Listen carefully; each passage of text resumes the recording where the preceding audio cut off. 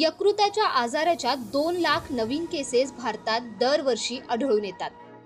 नवी मुंबईत प्रगत liver intensive care unit अपोलोने सुरू केले आहे. अपोलो हॉस्पिटल्स नवी मुंबईमध्ये नवे 12 बेड्सचे लिव्हर इंटेन्सिव्ह केअर युनिट म्हणजेच ICU सुरू करण्यात आले आहे. ॲक्टिव्ह लिव्हर फेल्युअर, जुनाट आजारांवर उपचार आणि ट्रान्सप्लांट रिकव्हरीसाठी सर्वसमावेशक देखभाल या ठिकाणी प्रदान केली जाईल. नवी मुंबई भागात ही अशा प्रकारची पहिलीच सुविधा आहे. तो आईसीयू में सारे टाइप का फैसिलिटीज़ है, लाइक किसी को ब्रीदिंग सपोर्ट लगता है, किसी को किडनी सपोर्ट लगता है, किसी को ऑक्सीजन सपोर्ट लगता है. All kinds of medical facilities ICU में हम लोग दे सकते हैं. सो एक अजून एक CRRT आहे. In addition to that basically जे लिव्हर फेल्युअरचे पेशंट असतात दे विल रिक्वायर मॉनिटरिंग, मतलब एव्हरी 24/7 दर सेकंदाला दर मिनिटाला we know how much is the BP, how much is the pulse, which is not possible in other areas continuously to monitor the patient. First thing. Second, एक वेगळ्या प्रकारचं dialysis असतं ज्याला आम्ही CRRT म्हणतो. नॉर्मल पेशंट म्हणजे dialysis लागतं आणि लिव्हरच्या पेशंट म्हणजे डायलिसिस लागतं, ते थोडा फरक आहे त्याच्यात. That we can offer to her. Second thing, this patients require lot of blood, FFP, white blood, cryo. ते एकाच रूफमध्ये आहे. थर्ड फ्लोअरला ICU, सेकंड फ्लोअरला ती ब्लड बँक आहे. आणि in addition to the doctors, the supportive staff जो असतो ज्याला आम्ही न्यूट्रिशनिस्ट म्हणतो किंवा बाकी सोशल वर्कर जे असतात ते all 24/7 they are with the patient, around the patient. So that will help in better outcome of the patients. So these are the little difficult, not out of the way facilities which we are providing to the liver patients in addition to what normally we do. तर बरेचसे असे acute liver फेलियरचे patient असतात त्यांच्याकडे inflammation खूप असतं, असे घटक बॉडीमध्ये जे सूज खूप येते. या सूजला काढण्यासाठी आपण प्लाझ्मा एक्सचेंज करतो, पूर्ण प्लाझ्मा काढून नवीन प्लाझ्मा किंवा ॲल्ब्युमिन टाकतो त्यांच्या बॉडीमध्ये. ही पण फॅसिलिटीकडे available. I think doctor Suvdeep can Ratol poisoning के बारे में. So most of the Ratol poisoning जहाँ पे लीवर कम्प्लीटली ख़राब होता है, तो उसमें बॉडी में काफ़ी ज़्यादा इन्फ्लेमेशंस, मतलब सूजन होता है. वो इन्फ्लेमेशंस के लिए बाकी सारे ऑर्गन्स को प्रॉब्लम आ रहा है. तो हम लोग क्या करते हैं, जो इन्फ्लेमेटर जो दूषित मटेरियल्स हैं वो ब्लड में रहते हैं.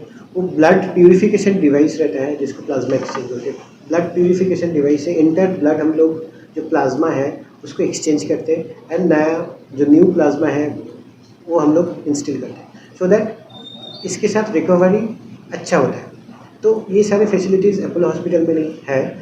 And most of the centres में जो प्लाज्मा एक्सचेंज डिवाइसेस है, sick liver patients they can not tolerate. तो the technique that we use over here एक स्लो प्रोसेस है, उसमें एक्सचेंज रेट काफ़ी अच्छा होता है and in that case patient toleration अच्छा होता है. एंड देन एक बार पेशेंट टॉलरेशन अच्छा होता है तो in that case the patients gets better also. So यहाँ अपोलो हॉस्पिटल में राउंड अबाउट एक 15 to 17-18 लाख तक खर्चा होता है. जैसे डॉक्टर शिंगोटे ने बताया कि जिनको मदद लगता है उनको हम अपने फाउंडेशन से या फिर चैरिटेबल ऑर्गेनाइजेशन से ज़्यादा मदद करने की कोशिश करते हैं. ऑब्वियसली महाराष्ट्र में CM फंड से भी कुछ मदद होता है, PM फंड से भी मदद होता है. सो ऑल दिस मिला के वी कैन एटलीस्ट इफ एक 10-12 लाख तक पेशेंट ने अगर कंट्रीब्यूट किया तो बाकी का हम लोग एडिशनल कंट्रीब्यूशन हम. पेशेंट कितने दिनों में ट्रांसप्लांट के बाद ठीक हो जाते हैं, उनको कितने दिन से मतलब काम कर सकते हैं? So almost 95% of our patients 2 हफ्ते में घर चले जाते हैं. ठीक है, जो बहुत सिक है उनको रिकवरी में भी ज़्यादा टाइम लग सकता है, बट 95% तक लोग 2 हफ्ते में घर चले जाते हैं. So I'm just adding for the sake of ये किया जाता है ट्रांसप्लांट.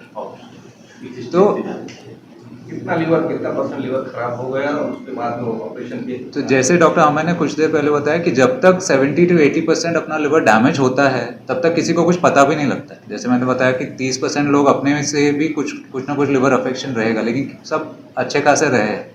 तो जब तक 70-80% डैमेज नहीं होता है, कुछ सिम्टम्स नहीं आते, तो एक बार वो शुरू हो गया तो फिर उनको एक इंडिकेशन बनता है कि वो ट्रांसप्लांट, क्योंकि उसके बाद लिवर अपने आप से रिपेयर नहीं हो सकता. तो ऐसे पेशेंट्स को ट्रांसप्लांट की ज़रूरत पड़ती है. सिम्टम्स क्या होते हैं? बचाव के लिए क्या करना चाहिए?